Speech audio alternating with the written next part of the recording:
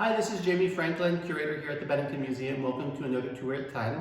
Today I'm coming to you from our newest exhibition, Parks and Recreation, up here in the Parmalee Gallery. And I wanted to share a little bit about the story of the origins of the Green Mountain National Forest. This exhibition is about kind of land conservation, tourism, and four-season recreation here in Vermont. As I talk about elsewhere in this exhibition, land conservation didn't really become an important subject in Vermonters' minds until really the early 20th century. In the 19th century, many of Vermont's forests were denuded, both for agricultural purposes as well as logging. And so by the early 20th century, people were starting to think about, we need to preserve this landscape because in many ways it was one of Vermont's main economic drivers. Nature tourism, recreational tourism was becoming a big part of Vermont's economy by the early 20th century.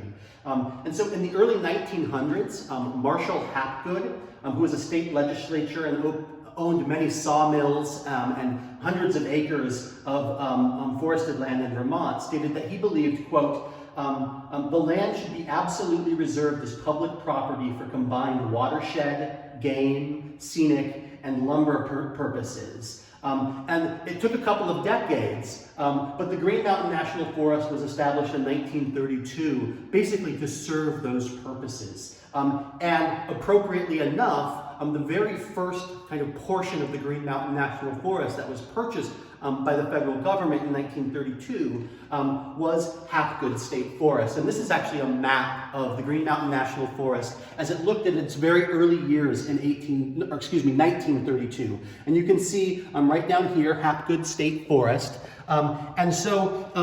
Hapgood State Forest and the Hapgood Pond Recreation Area was constructed between 1933 and 1938 or 1936 and 1938, excuse me, by the Civilian Conservation Corps. This was part of the President Roosevelt's New Deal during the Great Depression, putting lots of young people to work. And really it was the CCC who helped develop Vermont State Park and National Forest System. And so this is actually a reproduction of a painting from the Vermont Historical Society by an artist named Albert Chorney, who was actually one of those young CCC workers who worked on creating the Hapgood Forest Recreation Area in around 1938. This actually shows the barracks that the young men were working in.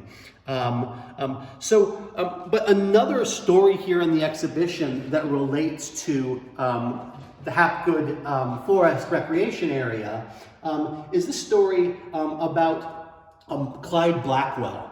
Clyde Blackwell was a black man who was the head porter at Equinox Hotel up in Manchester, Vermont.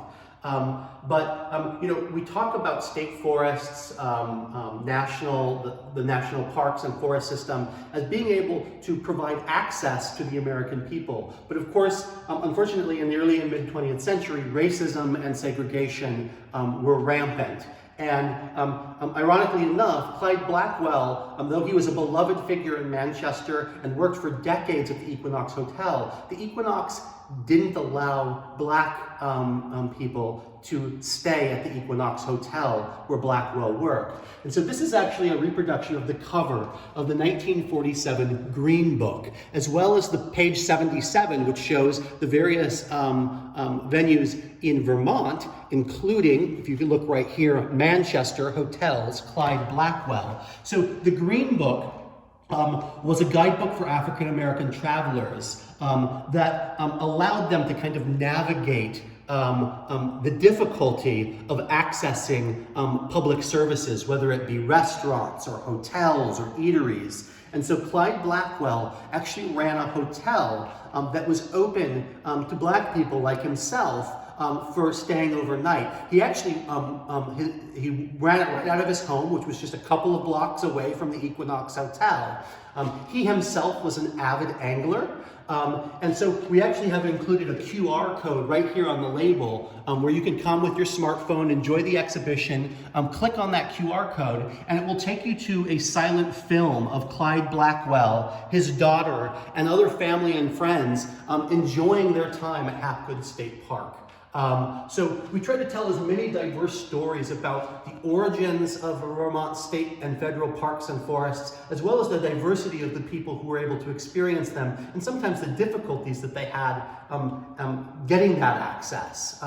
And so we really try to tell as many interesting and varied stories as possible in this exhibition about the history of conservation and recreation here in the state. And we really encourage you to come back, and we're now open for the season, and enjoy this exhibition in person and learn many of the other stories that we have to tell. So thank you for joining me for another tour at 10, and I'll see you again soon.